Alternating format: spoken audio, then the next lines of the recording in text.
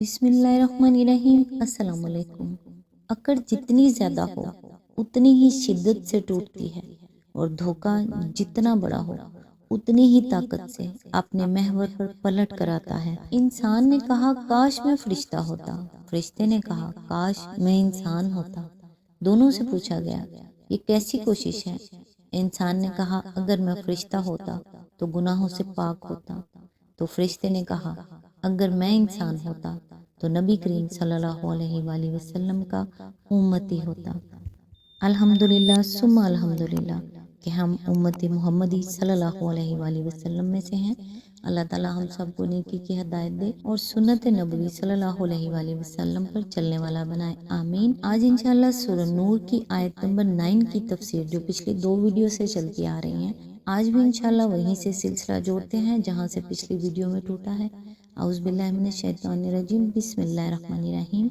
मसलन आयत कज़फ में सज़ा का मुस्तहिक वो शख्स है जो पाक दामन औरतों यानी मोहसनात पर इल्ज़ाम लगाए, लेकिन आयत लियान में पाक दामन बीवी की शर्त कहीं नहीं है। एक औरत चाहे कभी गुनाहगार भी रही हो, अगर बाद में वो तौबा करके किसी शख्स से निकाह कर ले और फिर इसका शोहर इस पर नाहक इल्ज़ाम लगाए तो आयत लियान ये नहीं कहती कि इस औरत पर तोहमत रखने की या उसकी औलाद के नस्ब से इनकार कर देने की शोहर को खुली छुट्टी दे दो, क्योंकि उसकी ज़िंदगी कभी दागदार रह चुकी है। दूसरी और इतनी ही अहम वजह यह है कि कज़्फ़े ज़ोजा और कज़्फ़े अजनबिया में ज़मीन व आसमान का फ़र्क है। इन दोनों के बारे में कानून का मिजाज एक नहीं हो सकता। गैर औरत से आदमी का कोई वास्ता नहीं, न जज्बात का, न इज्जत का, न मुआशरत का, न हकूक का और न नस्ल नस्ब का। उसके चाल चलन से अगर एक आदमी को कोई बड़ी से बड़ी बावकत दिलचस्पी हो सकती है तो बस ये कि मुआशरे को बद इखलाकी से पाक देखने का जोश उसे लाहक हो। इसके बरक्स अपनी बीवी से आदमी का ताल्लुक एक तरह का नहीं कई तरह का है और बहुत गहरा है। वो उसके नसब और उसके माल और उसके घर की अमानतदार है, उसकी ज़िंदगी की शरीक है, उसके राजों की अमीन है। उसके नहायत गहरे और नाजुक जज्बात उससे वाबस्ता हैं। उसकी बदचलनी से आदमी की गैरत और इज्जत पर, इसके मफाद पर और उसके आइंदा नस्ल पर सख्त चोट लगती है। ये दोनों मामले आखिर एक ही हैसियत से हैं कि दोनों के लिए कानून का मिजाज एक ही हो। क्या एक जिम्मी या एक गुलाम या एक सजा याफ्ता आदमी के लिए उसकी बीवी का मामला किसी आज़ाद अहले शहादत मुसलमान के मामले से कुछ भी मुख्तलिफ या अहमियत और नताइज में कुछ भी कम है? अगर वो अपनी आंखों से किसी के साथ अपनी बीवी को मुलविस देख ले या उसको यकीन हो कि उसकी बीवी गैर से हामला है तो कौन सी माकूल वजह है कि उसे लियान का हक न दिया जाए और ये हक उससे सलब करने के बाद हमारे कानून में उसके लिए और क्या चाराकार है। कुरान मजीद का मंशा तो साफ ये मालूम होता है कि वो शादीशुदा जोड़ों को इस पेचीदगी से निकालने की एक सूरत पैदा करना चाहता है जिसमें बीवी की हकीकी बदकारी या नाजायज हमल से एक शोहर और शोहर के झूठे इल्ज़ाम या औलाद के नस्ब से बेजा इनकार के बदौलत एक बीवी मुब्तला हो जाए। ये ज़रूरत सिर्फ अहले शहादत आज़ाद मुसलमानों के लिए मखसूस नहीं है और कुरान के अल्फाज में भी कोई चीज़ ऐसी नहीं है जो उसको सिर्फ इन्हीं तक महदूद करने वाली हो। रहा ये इस्तदलाल कि कुरान ने लियान की कस्मों को शहादत करार दिया है इसलिए शहादत की शराइत यहाँ आयद होंगी, तो उसका तकाजा फिर ये है कि अगर आदिल मकबूल उल शहादत शोहर कस्में खा ले और औरत कसम खाने से पहलू तही करे तो औरत को रजम कर दिया जाए क्योंकि उसकी बदकारी पर शहादत कायम हो चुकी है। लेकिन ये अजीब बात है कि इस सूरत में हनफिया रजम का हुक्म नहीं लगाते।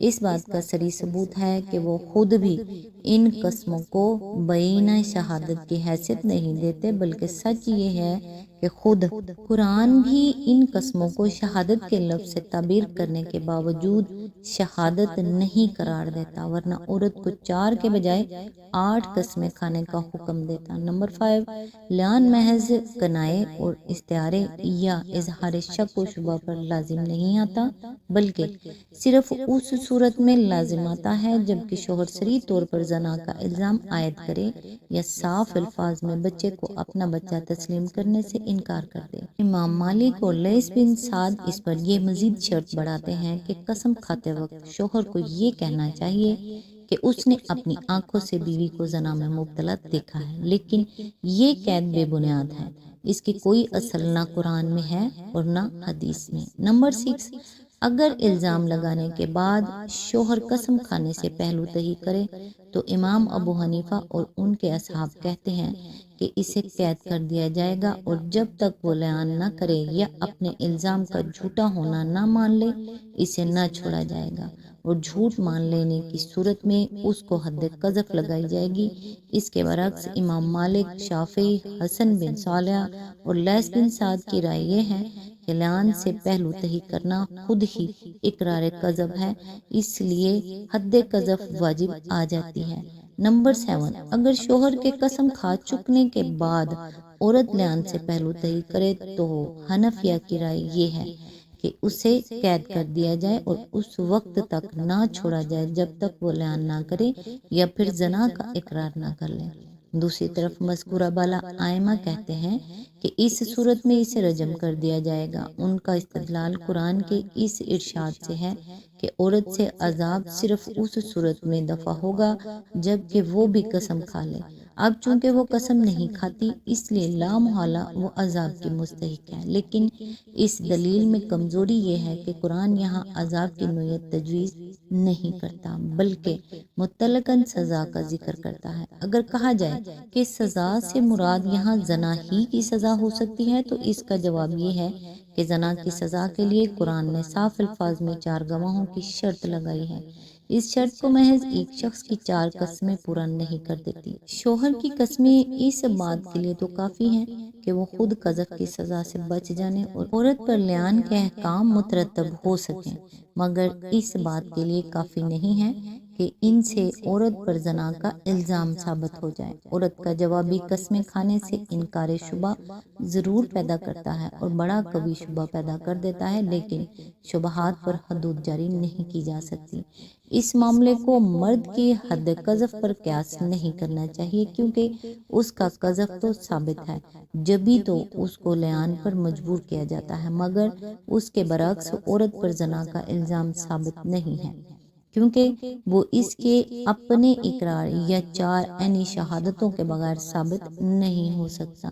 نمبر 8، اگر لعان کے وقت عورت حاملہ ہو تو امام احمد کے نزدیک لعان بجائے خود اس بات کے لیے کافی ہے کہ مرد اس حمل سے بری الزمہ ہو جائے اور بچہ اس کا قرار نہ پائے، قطع نظر اس سے کہ مرد نے حمل کو قبول کرنے سے انکار کیا ہو یا نہ کیا ہو۔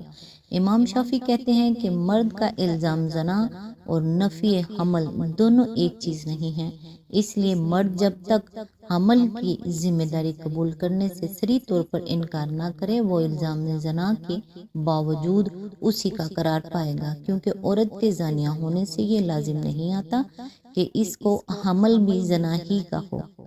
نمبر 9، امام مالک، امام شافعی اور امام احمد دوران حمل میں مرد کو نفی حمل کی اجازت دیتے ہیں اور اس بنیاد پر لعان کو جائز رکھتے ہیں، مگر امام ابو حنیفہ کہتے ہیں کہ اگر مرد کے الزام کی بنیاد زنا نہ ہو بلکہ صرف یہ ہو کہ اس نے عورت کو ایسی حالت میں حاملہ پایا ہے جبکہ اس کے خیال میں حمل اس کا نہیں ہو سکتا تو اس صورت میں لعان کے معاملے کو وضع حمل تک ملتوی کر دینا چاہیے، کیونکہ بسا اوقات کوئی بیماری حمل کا شبہ پیدا کر دیتی ہے اور در حقیقت حمل ہوتا نہیں ہے۔ نمبر 10، اگر باپ بچے کے نسب سے انکار کرے تو بلا اتفاق لعان لازم آتا ہے، اور اس امر میں بھی اتفاق ہے کہ ایک دفعہ بچے کو قبول کر لینے کے بعد خواہ یہ قبول کر لینا سری الفاظ میں ہو یا قبولیت پر دلالت کرنے والے افعال، مثلا پیدائش پر مبارکباد لینے یا بچے کے ساتھ پدرانہ شفقت برتنے اور اس کی پرورش سے دلچسپی لینے کی صورت میں پھر باپ کو انکار نسب کا حق نہیں رہتا، اور اگر کرے تو حد قذف کا مستحق ہو جاتا ہے۔ مگر اس امر میں اختلاف ہے کہ باپ کو کس وقت تک انکار نسب کا حق حاصل ہے۔ امام مالک کے نزدیک اگر شوہر اس زمانے میں گھر پر موجود رہا ہے جبکہ بیوی حاملہ تھی تو زمانہ حمل سے لے کر وضع حمل تک اس کے لیے انکار کا موقع ہے، اس کے بعد وہ انکار کا حق نہیں رکھتا۔ البتہ اگر وہ غائب تھا اور اس کے پیچھے ولادت ہوئی تو جس وقت اسے علم ہو وہ انکار کر سکتا ہے۔ آج بس یہاں تک ختم کرتے ہیں، نیکسٹ انشاءاللہ یہی سے سلسلہ سٹارٹ کریں گے جہاں سے ٹوٹ رہا ہے۔ تب تک کے لیے دعاؤں میں یاد رکھیے گا۔ اللہ حافظ۔